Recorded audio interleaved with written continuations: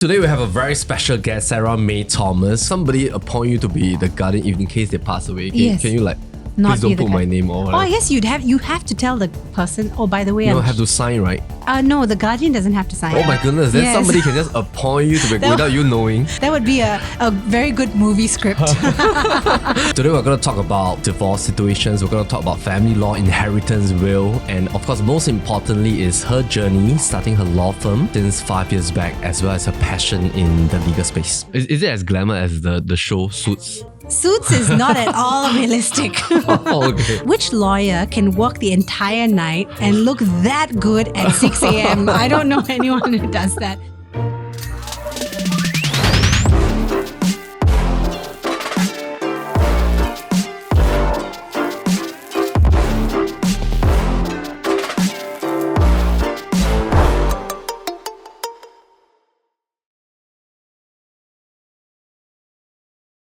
Let's chat a little bit about your specialization in family law. I know that you have appeared on a couple of articles as well as your own Legal Eagle podcast as well. You spoke a lot about divorce situations. Yeah, of course, this is a sensitive topic. It's a sensitive kind of spectrum whenever it comes to divorce and involving real estate. Yeah, maybe share with us the most common question that you usually get whenever somebody unfortunately enters into this season of their life. Yeah. What is the first question they usually ask about their property? The first question I always get asked is, I own many properties or many assets in my own name. Can I not have it divided in the divorce? Do I have to share it with my spouse because I own 100% of this property? Right. Or 99% of this property? Right. And the answer is always, you have to divide it, because just because you have an asset in your own name doesn't mean you get to keep it for yourself. From the day of your marriage till the last day of your marriage, which is essentially your divorce, you have to put everything into the divorce, into the pool to divide it. So this is the number one question I always get asked. Wow. And I think just by this short answer, it already solved a lot of myths. Yes. Because I think the very common myth is that nowadays with additional buyer stamp duty. Yes. And a lot of couples, they are usually trying to decouple their property to own one home for stay and maybe one property for investment. Yeah. Sometimes they can get a little bit worried about hey, my spouse is owning a property that has more value, 100% under their name, then I'm owning a property that has lesser value. Yeah. What happens if unfortunately that the day comes for a divorce situation? So what you're trying to say is that everything goes into the pool.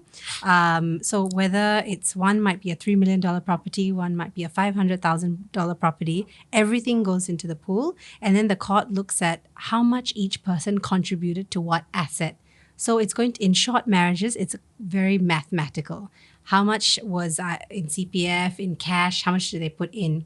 And then in longer marriages, it becomes, who looked after the children? Was there a stay-at-home father? Was there a stay-at-home mom? And that's going to increase your indirect contribution. So it becomes very mathematical in short marriages and very and calculative in longer marriages. Because someone will say, well, I did this for 20 years. And then the other person will say, well, we had a helper. We had your mom. So this is going to affect your contribution and your percentages. But eventually everything gets put in for consideration. For consideration. Right. But in the end, the end result will still depend on contribution. Yes. Right. Financial and otherwise. Right. Yeah. Usually, how long does this whole process take? Oh, I would like to say 2 months, but I have had cases that go up to 2.5 years. Right. And then if it goes on appeal, it can be much longer. Even when you talk about this 100%, right?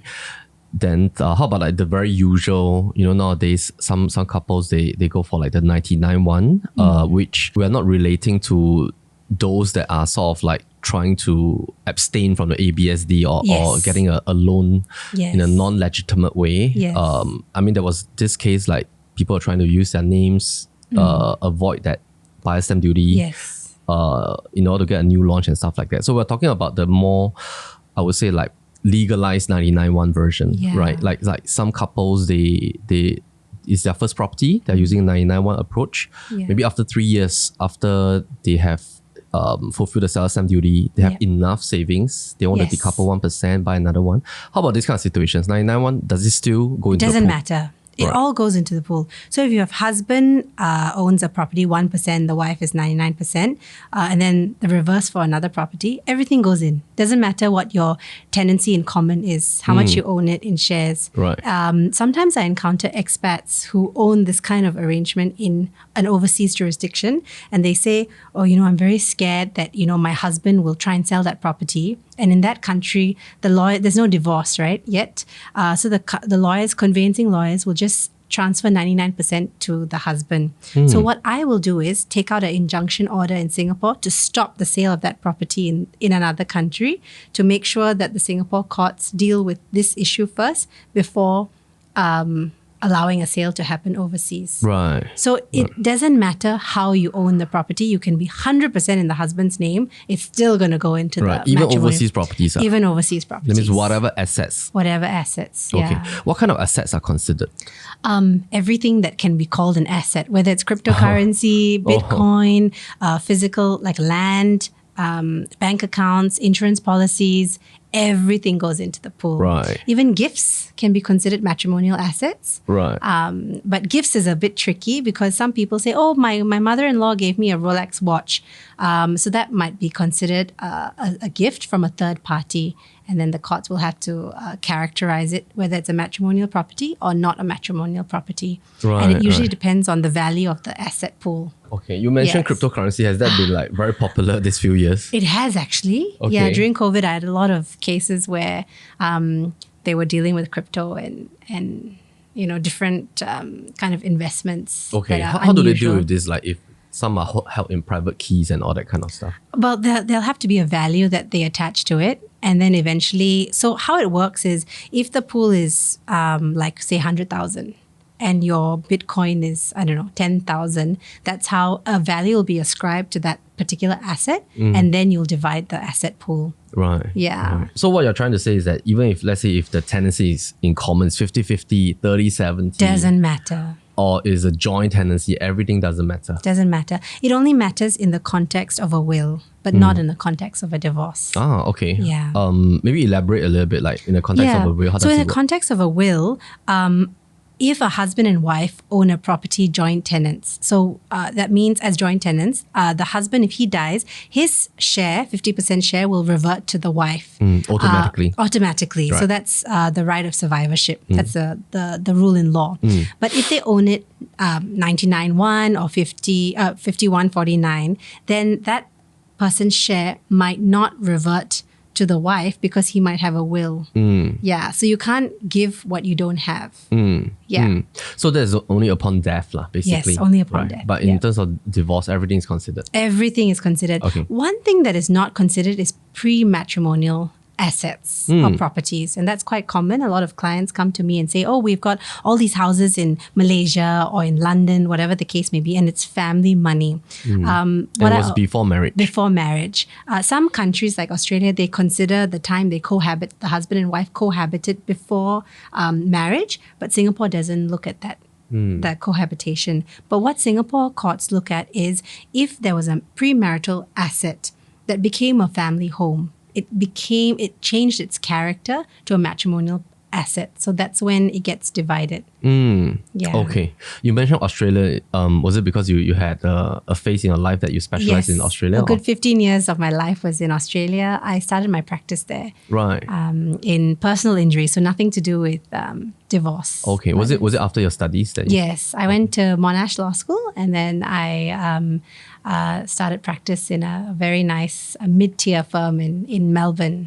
Yeah. And what makes you want to like come back to Singapore to start your own firm? I didn't directly start my own firm when I moved to Singapore. I was in a different firm, but I actually came back to Singapore because my parents were based here. They had moved back after I'd finished high school and I was living in Australia with my brother. Okay. So once I finished law school, did a 2-year stint at this law firm, I decided I missed my parents and chicken rice too much. Okay. Right. And that's when I came back and then I got into the personal injury space and the opportunity to do family law came up. that's when it came up in that first firm that I was at. Okay. Has your family always been in law, or are you like the first lawyer? I am probably the first lawyer in my family. Right. Yes. And how do you feel about that? I feel good. I've always had a sense of justice. So from young, I think as a 3-year-old, I used to go around telling people I wanted to be a like policewoman. I just always intrinsically felt a sense of justice. And if I saw injustice, whether it was in the playground, whether, people were bullying my brother, or whether it was injustice in social justice, injustices I saw in like Africa or India, I always spoke up against injustice. So that was very kind of inbuilt since young. Wow. Since young. Okay. Are you like the big sister? No, I'm the younger sister who acts like the big sister. Oh, okay. Right. And like, how has it been like running your firm in Singapore? And how many years has it been? It's been a good 5 years now. Okay. I've crossed the 5-year mark in July this year. So I started a good maybe 6 to 7 months before COVID. So that was a leap of faith. I didn't realize that COVID would happen. Right. So I think when we connected, it was during COVID when I was on your last. Yeah, we did a Zoom back then. Podcast. That was great. But I didn't realize that it would actually help in terms of business, because unfortunately there were a lot of domestic violence cases and a lot of divorces went up during the lockdown period.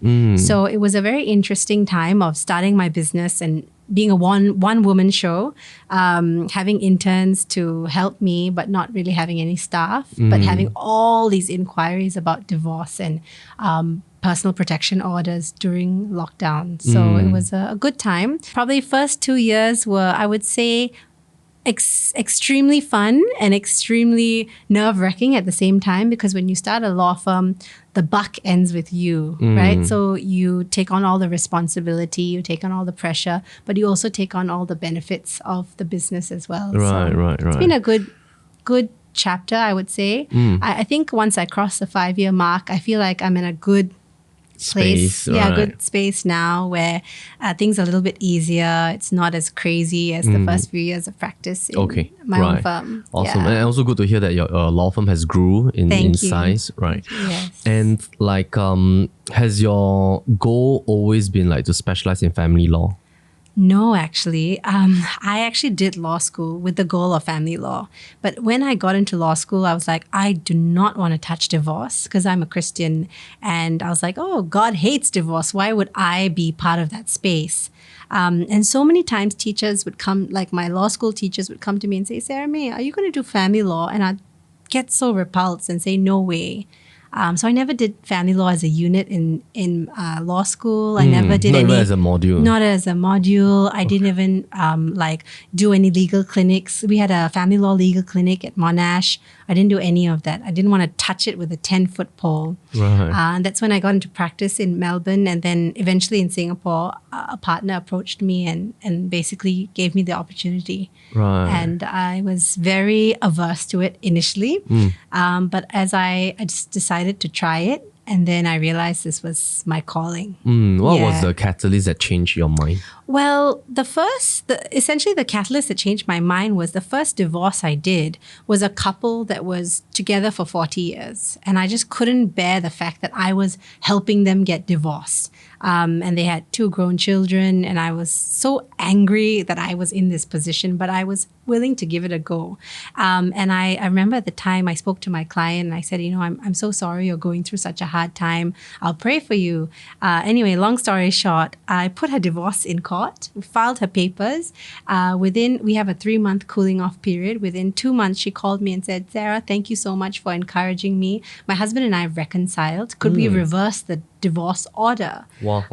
And then I was like, wow, this is amazing. I've never done this. And so I had to go to court and reverse the order, file a summons and all of that. So I realized that actually I could be that stop measure where I'm a very pro-marriage divorce lawyer is how I would characterize my calling. People come to me and their marriage is in shambles, but I ask them, have you been through counseling? Have you tried A, B, C, D, F, G? I'm not, going to immediately launch you into the divorce process. I'm always like a stop. Hey, has this ship really sailed? Can you go for counseling? So I actually see it as a much bigger calling than just, going through a divorce. Right. It's actually helping people in a very dark situation in their lives and showing them the light. Right. And asking them like questions or maybe perspective they have not even considered before. Yes, because in divorce cases, you're very clouded by emotion and you're very clouded by hurt and anger. And sometimes you can't see, your perspective is a bit skewed. So sometimes you need someone to take a step back or allow you to take a step back and say, hey, have you considered things from this angle? So I have had clients who said, okay, well, Sarah, maybe we'll go for a separation first and then we'll see how things work out. I mean, like that is so like different, right, from the world out there, because like by doing this, technically speaking, is like you're trying not to ask for business. Yes, essentially. Yes. Right. Yeah. So you see yourself as like positive gatekeeper. Yes. And of course, if let's say really if the final decision is made, you will help them through it. Right, Yes. right. And I'll help them through it in a way that will give dignity to both parties. I'm not here to win. It's not about side winning. with anybody. Yeah, right. it's not about winning. And I always say this, I'm not here. There's no winner and loser. It's really how do you divide the surplus wealth in the marriage? How do you look after the children's issues? And move on with dignity, because they're usually so angry, so bitter, so hurt that they lash out through the finances or through the negotiations. So I always tell them, look, take a step back. Now you're very angry with your potentially ex-spouse. But in 10 years' time, you will have to attend your child's graduation with them. You will have to attend your child's wedding with this ex-spouse. Do you want to make a decision now that you would regret for the rest of your life? A decision in the way you're handling your divorce case. So maybe someone with a different perspective to me would say, let's fight. Let's go through the full gamut of, fighting this tooth and nail. And on every single point, we'll take out an application in court. On every single point, we'll fight this person. But that's not the goal. That's not the end goal in a divorce case, actually. It's, can we look at this divorce case holistically? All the assets, all the child issues, all the relocation issues. Can we see it holistically? And then can you give some and can you give some give and take? And that to me is what we call therapeutic justice, where you really use a different lens to negotiate in your divorce case. Right. Yeah. I like the part that we mentioned, like it's really about giving both parties a dignity. Yes. And this is the first time we're hearing like this word, like therapeutic justice and all that. I'm just thinking like, as I was hearing you speak, I believe that like you deciding to like specialize in this field, especially like this portion of family law, like how do you deal with also like your energy level? Because what happens in the real estate world is that whenever realtors, they hear about, okay, this property needs to be sold, one of the spouse appointed them and say, hey, we need to sell the property because we are going for divorce. And usually realtors are very fearful of divorce properties. Why? Because they're afraid to be put in a situation whereby one party will think that they being appointed is trying to help the other party. For example, let's say the husband got in a realtor, but the wife will not trust that realtor. Or the wife will get in a realtor, but the husband is doubtful of that realtor, because I think it's a very emotional process. Clients in divorce situations, they tend to think that the realtor can sort of manipulate or do something to help one party. But I mean, the truth of the fact is that everything is following the court order, right? There's no way. Exactly. And the realtor is just there to do their best to sell the property at the best possible price within the time frame the couple is looking at. So I always tell my realtor, I say that when you have any divorce cases, you need to meet both parties. Because whether the wife knows you or the husband knows you, you must meet both parties. Let them know that your role is to sell the place for them. Everything is black and white according to the court. That's so good. There's nothing the realtor can do technically, right? So, but it can be an emotional draining process as well for the real estate professional. How do you deal with this portion? Like, how do you maintain your energy level? Yes. I'm actually, before that, I was just thinking about those cases because often clients are very suspicious if a property agent is brought on by it's my ex-spouse's one. And I tell them, no, it's just a court order that's being implemented. So I really appreciate that you tell them to meet both parties because I think that really helps. And sometimes let's say the wife appoints a realtor, Yes. right? And the husband says that, okay, I also want to appoint a realtor. Yes, very So I normal. would tell my associate, I said, okay, if there's this situation, arrange a meetup with everybody. Yeah, that's great. Even if two realtors are involved, see how you can collaborate. Yes. Yeah, and do it together. Yes. Right? Even if you're from different agencies. Because like I Yes. said, you are just there to solve the problem. Absolutely. Right. Yes. Yeah. But to answer your question about energy, I guess in the early years of my practice, I didn't really understand this about managing your energy. And I would go to bed thinking about, all the cases and everything. And you can't do that. And you need to learn how to switch off. The best piece of advice someone ever gave, one of my first mentors actually gave me was, tomorrow is a new day. Tomorrow is a new day. And in fact, you've been working so hard during the day and you've had all these sometimes very emotional cases, because divorce lawyers are not just lawyers. We are like your confidant, your counselor, your best friend. Sometimes the lines get blurred and we have to put those strong boundaries in. We can be empathetic, but we don't have to be sympathetic. We can empathize with your situation, but I'm not your bestie for the restie. And I'm here to provide counsel and a clear legal counsel and advice, but I'm not here for you to offload. I will always give the opportunity for a client to tell me how they're feeling, which is very part and parcel of a family lawyer's job. And in fact, if you don't have a listening ear, you shouldn't be doing family law.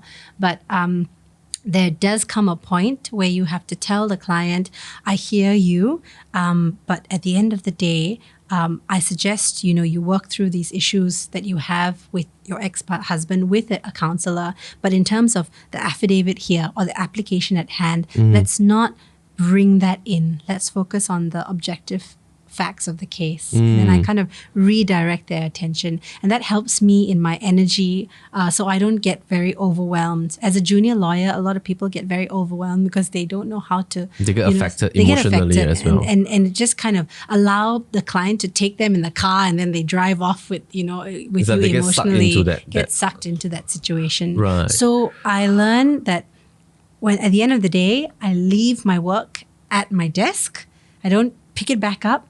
I can pick it back up tomorrow morning. It's going to be a fresh day tomorrow. Right. Every day has its own challenges. And Absolutely. Right. Yes. Coming back to like some of the myths as well, right? About when it's relating to real estate and divorce.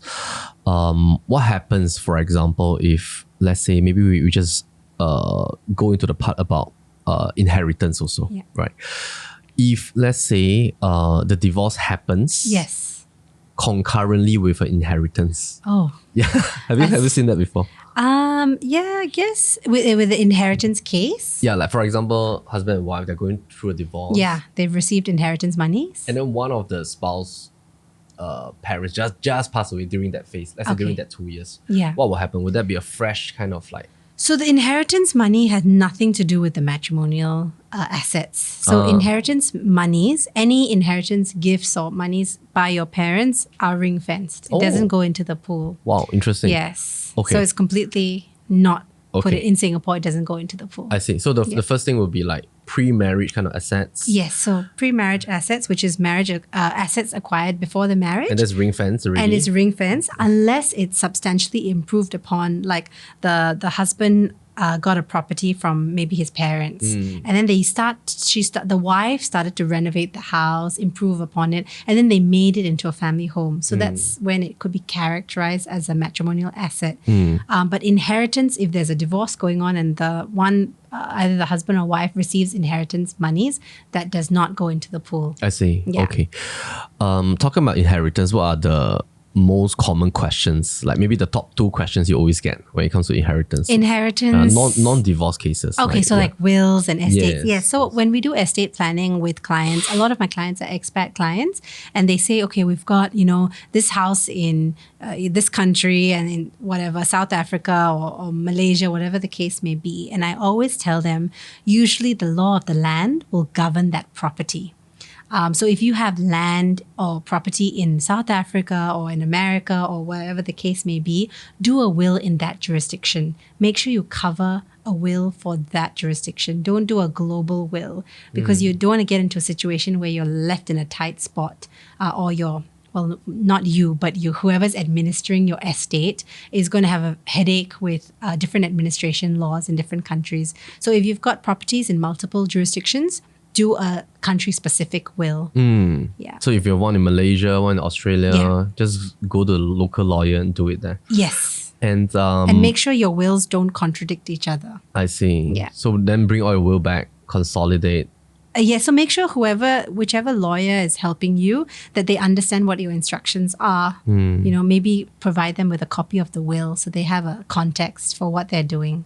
Because the last thing you want is a will in Singapore that helps you divide your Singaporean properties, and then another will in a different country that overrides all wills anywhere in the world. Right. So then it just pushes the Singapore will to a side, essentially. Right. So make sure nothing contradicts each other. So does your firm do like wills and Yes, all we that? do. Okay. Yes, we do country-specific wills. So Singapore-specific wills. Right. And like usually what age or like at what phase of life do you recommend somebody to do their will? During COVID, I saw young couples and old couples and everyone in between. I think COVID kind of made people, kind of review their asset pool and also what they're doing with their lives. So a lot of people came to me and said, we're young. Usually when they have kids, the first kid, they want to do a will. I would say probably someone who started to earn some wealth, maybe in the mid to late 20s, early 30s, you can start thinking of a will. Right. Yeah. And what are some common best practices like for somebody with like 2 kids or like 3 kids? Like usually how do they divide or like things that you should look out for and stuff? Best practices, if you're an expat, best practice is to make sure you have a testamentary guardian in your will, whether you're expat or not expat. Testamentary guardian is essentially a guardian who will look after your properties on trust for your children until they reach a certain age. The age of majority is 21, but some kids at 21 don't know how to receive 20 million into their, they don't know how to deal with money. So some parents will say until they turn 25 or whatever the case may be, you can put an age limit. And then best practice is to think of an age and think of an interim guardian. So if you're an expat, a consideration for you is if you have family in Malaysia, for example, or in a very far off country like, South Africa or America, and you have called your brother, for example, your testamentary guardian. But what if your brother lives somewhere far away? Are you going to leave your kids? Obviously, you don't want your kids, if they're under 21, to be stranded in Singapore. You want to choose someone in Singapore to be your interim guardian. And you can easily do that with a statutory declaration, prepare an interim guardianship arrangement for your best friends or your close friends in Singapore to look after your kids. Yeah. Usually how many guardians do people appoint? 2? Usually 2. Just in case like... Yes, someone... And you can choose... some people say act jointly. I always say it should be a joint decision. But what if one person passed away? Then you have a replacement. So you need to put in your replacement also? You can, or you can just leave that one. Usually if the person, a testamentary guardian is going to be older, I always say, like some people say, I want my parents to be my testamentary guardian. I say, I wouldn't recommend that. Maybe recommend someone younger. Okay. And then always have a backup. Right. A replacement. Okay. Can they appoint somebody that, example, like a lawyer to do it? Yes, you can. Like, you can. But it will be like ongoing kind of like yes, you can appoint a lawyer to do it, to be a guardian. But I wouldn't recommend, if you don't know that lawyer, it's not recommended, because a guardian is actually someone who stands in the shoes of a parent to make parental duties on behalf of the child. Right. So key decisions like welfare, whatever a parent can make, health, education, these are major decisions. I wouldn't dare, it should be somebody you know. It should be someone you closely know and trust. Right. So not a helper. A lot of people ask me, can they appoint their helper? I wouldn't recommend that because your helper obviously will go back home. So someone who is likely to be permanently in the country. What if there's really nobody? It's like... Yes, I have you had I have had the situation. Sometimes they appoint colleagues. I see. Yeah, if there's and really friends. Nobody. Or friends, if they have close enough friends. Okay. Yeah. For somebody with, let's say, like 2 properties Yeah. and they want to put in their will it to like one property to each child? Yeah. And can they like put in specific kind of like conditions that they cannot sell the property until what age and stuff like that? You can put conditions in your will. Yeah. Okay. Maybe talk a little bit about like for inheritance, right? Are there any myths like when it comes to like people planning their will and then like I'm trying to think of a myth, a property myth with inheritance. Yeah. Or like a very common thing that people usually ask you. Well, they usually ask me, can I put my funeral instructions in the will? Oh, okay. And I say, you can, but we usually have a letter of instruction that can go together with the will. Okay. So sometimes when I prepare a will, I get them to prepare a schedule of assets, of all the assets, and then just update it as you acquire more assets. I see. And then you can also have a letter of instruction about your children, issues or any specific instructions. You can have that together with your will. Can the executor do something that is unethical? Yes, they can, and they'll get into trouble for it. So we have what you call fiduciary duties. Okay. So if you breach your fiduciary duties, it's basically an obligation you owe to the person who has died. And if you've breached that fiduciary duties, there are legal consequences. Can you go to jail? You can. I guess that could be one of the ramifications, but it's probably likely that you'll get a fine imposed on you. I see. But the executor has access to the monies, that's the bank accounts and stuff like that. Yes. Right. Yeah. And like, what are some of the safeguards when it comes to appointing an executor? And technically, the executor is doing a free service. Yes, Okay. they are. But I guess if you have disbursements, you can waive it off the estate. So if you've spent money on lawyers, for example, that can be waived off the estate. Yeah. Should the executor be paid a fee? Are there such cases? Because technically it's like free labor. Yeah, it is free. That's why you... And it's so troublesome. You need to go to the bank account and Yes, then check all the password, right? Get out Yes. everything, pass to the kids. This one I don't know the answer to. I think they can be a beneficiary too. Okay. But it's really like free labor, right? Yeah, it is like free. Yeah, you're right. I know. I wouldn't want that job. Like, It's what if not- you're so nice, then like so many people appoint you as their Exactly. executor? That would be a my goodness. bane. Yeah. Okay. And like the guardianship, can you reject? You can, right? Can you reject to be a guardian? No, like somebody appoint you to be the guardian if in case they pass away. Can, Yes. can you like, Not please don't be the put my guardian. name or Oh, whatever? I guess you have to tell the person. Oh, by the way, You don't have to sign, right? no, the guardian doesn't have to sign. Oh my goodness, then Yes. somebody can just appoint you to be That- without you knowing. That would be so terrible. Oh my goodness. But I always, obviously, They will say advise lah. all my clients, please talk to your friends and ask them, are they comfortable to be the guardian? Oh, so Yeah. somebody can be appointed with their Yeah. full name, Yes. but do they need to know their NRIC? Right? Yeah, no, you need the name and NRIC and So everything. if some of your friends know your NRIC, I've never then- encountered that situation. Can you imagine if you were appointed as a Like guardian and you for didn't like even know 4 it? kids and Oh, like, yes. oh my goodness. Okay, That would okay. be a very good movie script. Okay, interesting. I want to ask about like do you do like pro bono cases and all that kind of stuff? Like do you and what do you usually talk about? Maybe 2 things lah. Pro bono cases, and the second thing is like what do you usually talk about in your podcast? Okay. Because we did dabble with the idea at the early part of this year, like maybe we should jointly hold like a pro bono clinic somewhere, like maybe in a community center or whatever. Have a lawyer, then our associates, then we can just like give free advice for like HDB properties and Yes, also like some yeah. divorce cases and stuff. Yeah. So I've done legal clinics attached to my church. We used to do it in Thompson, and we had a legal clinic there. Okay. So people would just come Like a and pro bono kind pro of stuff. bono clinic Oh, on okay. anything and And everything. you just sit there and just talk. Yes, Okay. often 2 hours of listening. But you need a lot of patience. But I do pro bono work, and it's mainly with the Legal Aid Bureau. So I'm an assigned solicitor with Legal Aid Bureau. But I only do very specific cases with LAB, and it's usually teenage pregnancy, and there needs to be a guardian appointed, or a violence case, because they can be very, very tedious work. I only want to do the very meaningful work. So I take on only 2 cases at a time. Which is abuse cases, like the abuse or guardianship I with see. teenage pregnancies. That's see. my standard. Yeah. Okay, not into the divorce space. I have done some divorce pro bono, but it's Okay. very difficult to do divorce pro bono. Because it takes very long. It takes a long time, 2 years sometimes. I see, It's I a see. lot of, it's and a lot one of session, effort. you can only talk to one person. Yes.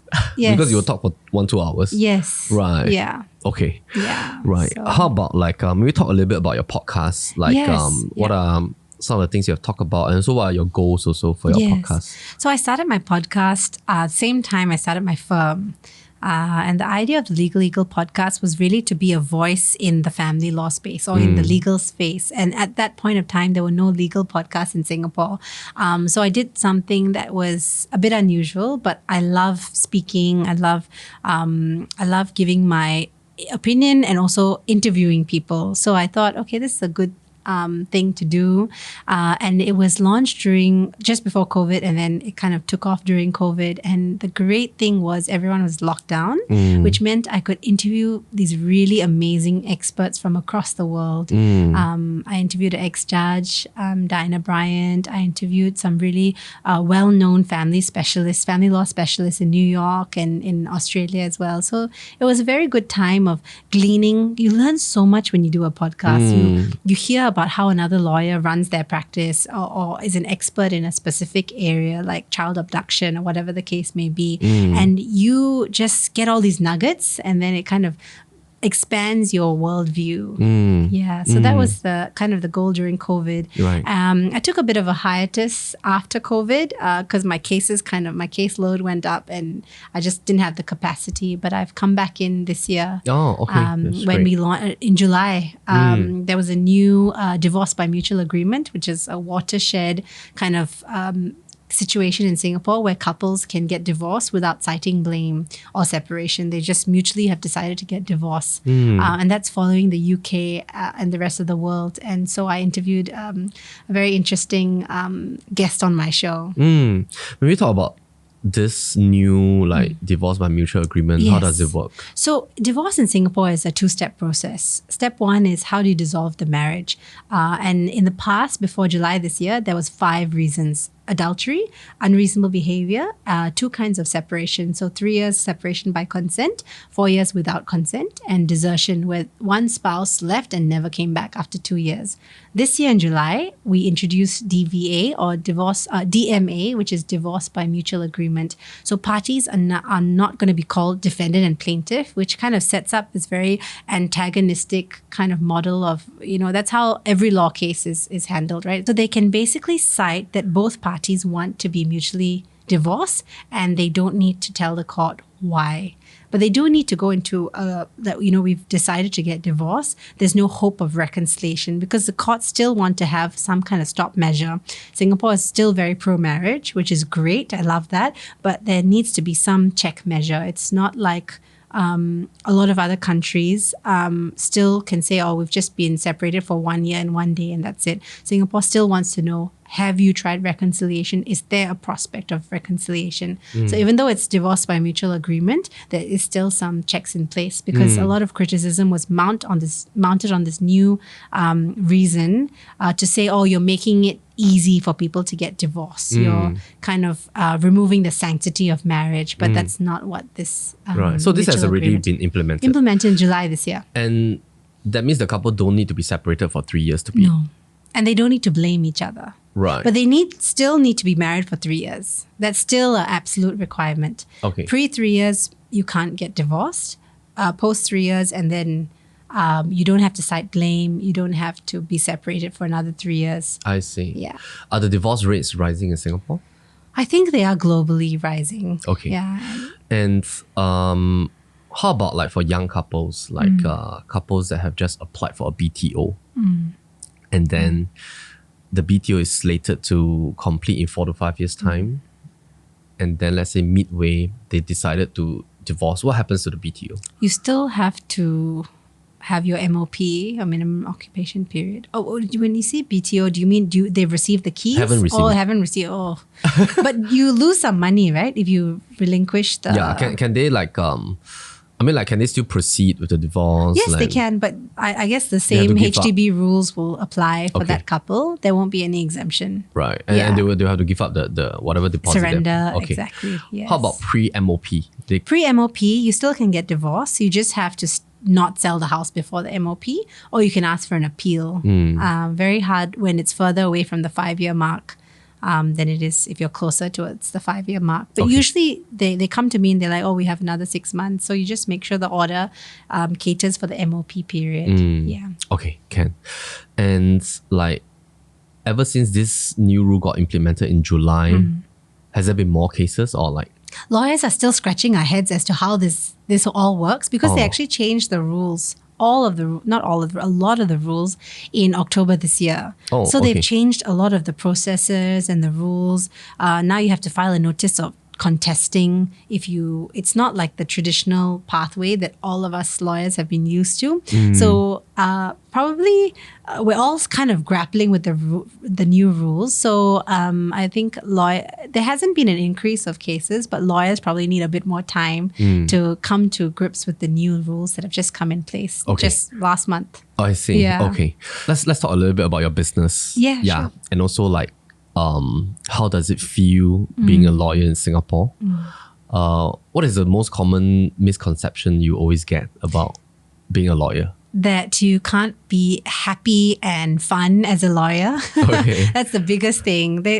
People always say, you're a lawyer? You're too fun to be a lawyer. You're too Right. happy. I'm like, lawyers can be happy too. Right. Yeah, I'm like legally blonde all the way, you know? Like, Right. I mean, it's all about not sticking to stereotypes. Yeah, I think that was why I loved the movie The Legally Blonde, because she didn't stick to stereotypes of what a lawyer was. And I always consider myself as a lawyer who doesn't fit into a box. I think differently and I do things differently. And so that's, yeah. Right.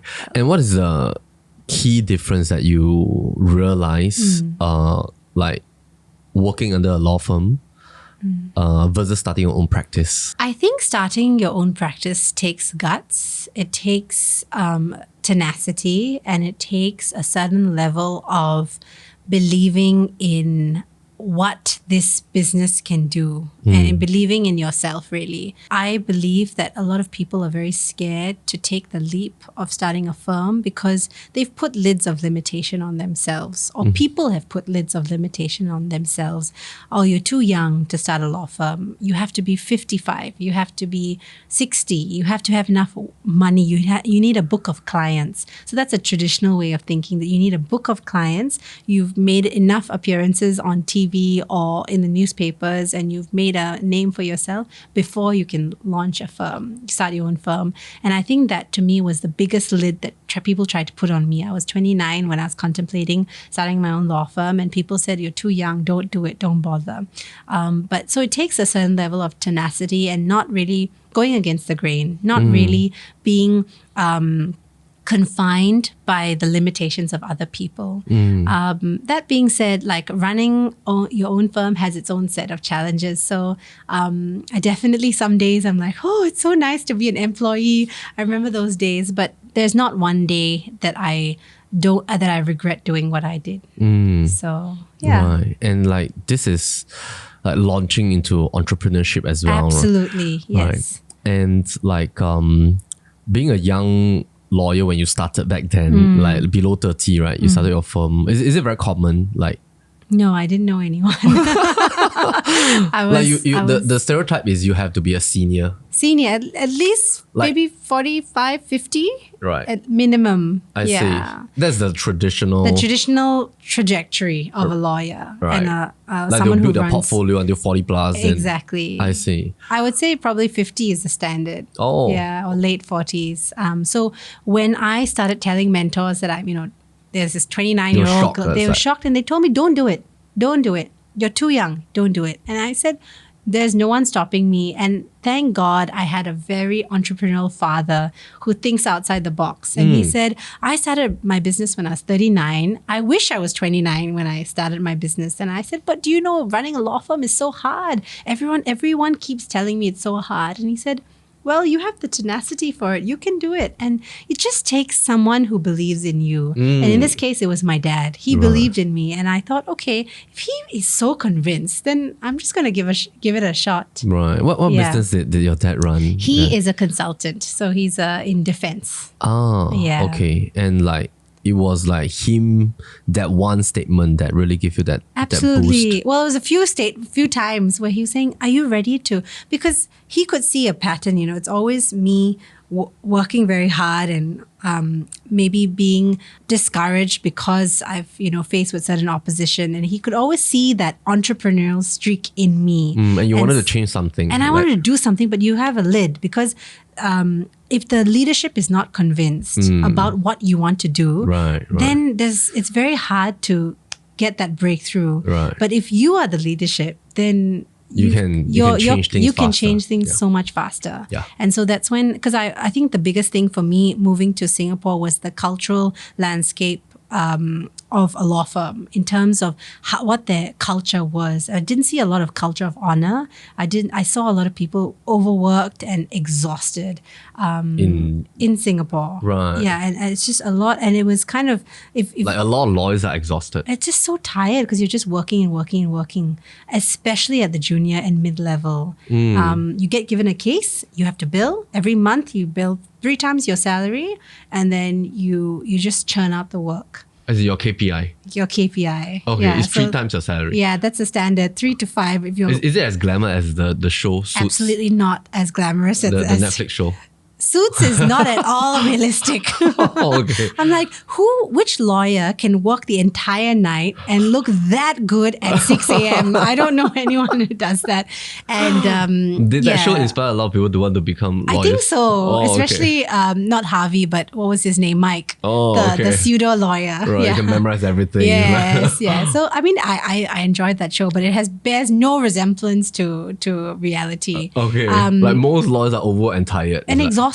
And so if you think about it, if you're exhausted and you're working all the time, how are you going to come up with creative solutions for your clients? Right. How are you going to live your life and protect your energy? Because you're essentially working day in, day out, weekend, your holidays. It's just, what kind of life is that? And so because I was so convinced coming from very work-life balanced Australia to Singapore. They cut off at 6 o'clock, Cut off at 6:45. Do you not have friends? Like, your boss will ask you that question. Yeah, do you not have family, like friends? Do you not have dinner plans? Like, they look at you weirdly if you're there at 6:45, like you're a bit weird. Right. Here 6:45, I used to get so much of flack, like, oh, half day, is it? I'm like, it's not a half day at 6:45. Yeah. So just a bit of a culture shift, but I didn't think that this kind of culture was acceptable. And people like millennials and Gen Zs is what they call, I guess, we are not really buying into that culture anymore. That old school way of doing things where you're beholden, it's this like slavish mentality where you have to be seen to be doing work. It's not how we are running our practices or our businesses anymore. We're going for working smart, not working long. Yes, right. Yeah. That's very interesting. And like now that you have like grown your law firm, how many associates do you have? I have between 1 or 2. Okay. Yeah. Like you hire. Yes, that I hire. What are your conditions for hiring? How do you like look at your hires? Yeah, so because I've started my own firm, I'm very careful about who I let into the space because this is a culture of honor that I set for the entire company. Whether it's a paralegal or admin staff or lawyer, there should be honor. That even though if I don't see it out there, I get to control that. So someone who understands a culture of honor, who is respectful, who is creative, who doesn't, I say maybe like a lawyer with a heart. Yeah, if you're a lawyer with a heart who cares not just about the bottom line, about money, but you care about people, you put people above procedure, then you're definitely in the winning books in my perspective. So that's how someone with a heart, empathy. You need empathy as a family lawyer. Right. Yeah. Right. So. And like moving forward, what are some of your plans like for the next couple of years? Maybe like a 5-year plan. Like, and usually like after running your business for 5 years or your practice, how long in advance do you plan forward as a entrepreneurial lawyer? I would like to think, I think 5-year blocks are a good marker point. I think for the next 5 years, what I would love to do is probably upskill in certain areas, like maybe migration law as well. Because a lot of my expat clients have migration law issues with passes, especially vulnerable wives who have their dependents pass cancel overnight and have to leave the country. Those kind of situations. So I'd love to upskill in migration law maybe, and look at maybe other countries, other jurisdictions around the world where I can maybe expand to. So that's something on the horizon. Okay, awesome. Yeah. Great. I think we've come to the part that we always will want our guests to just pick a few cards. Oh, okay. So this is a set of like 100 cards. Every question is by one of our team members. Okay. In PLV. Yeah, so maybe you can pick. Just pick one? Yeah, just pick one. The one that's blue is about work. This is personal. So maybe we just do two questions, one color questions? each. Yeah. Okay. All right. Great. Yeah. Okay. Yeah, I can read out the questions. What lesson took you the longest to unlearn, and how did you unlearn it? Okay, this is a good one. Being a people pleaser.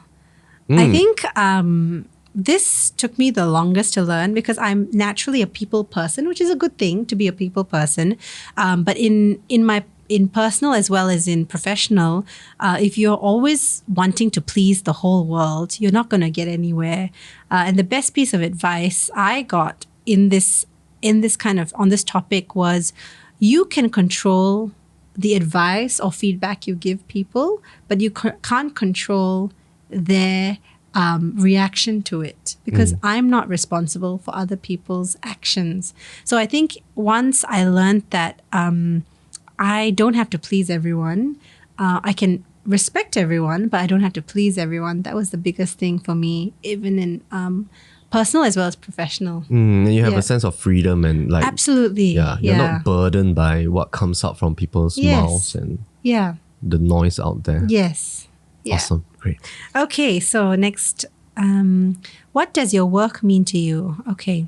For me, my work doesn't define who I am. A lot of people let work dictate who they are. Like the first thing, hi, nice to meet you. You know, what do you do? A lot of us ask as this first question, like what your do you do? occupation is your identity, Identity, right? yeah. Right. But it's not my identity. It maybe in the first part of my career, it was very exciting to be called a lawyer, tell people I'm a lawyer, but now it doesn't shape my identity. So what does it mean to me? It is part of my bigger calling. So I see my calling as an umbrella, and work is just one kind of spoke in that piece. And my calling, I feel, is to bring light into dark places. Yeah, and so the work is just one way, one pillar which I can express that. Right. Awesome. Yeah. Thank you so much. Thanks for coming on our podcast. Oh, thanks for having me. I think it's great because in this series we want to interview our guests to talk about not just about their work specialty, your expertise, but also like your viewpoint on your business, you know, how you view the world. And I think our audiences will love this episode. Fantastic. Thank you so much. Thanks for having me on the show. Yeah, we'll do a quick intro. Okay. Yeah, that can. I'll just do it like, do you like people to call you Sarah-Mae or Sarah-Mae Thomas? Sarah-Mae is fine. Okay, great. Or maybe Sarah-Mae Thomas. As well as a passion in the legal space. Let's go. All right. Such a pro.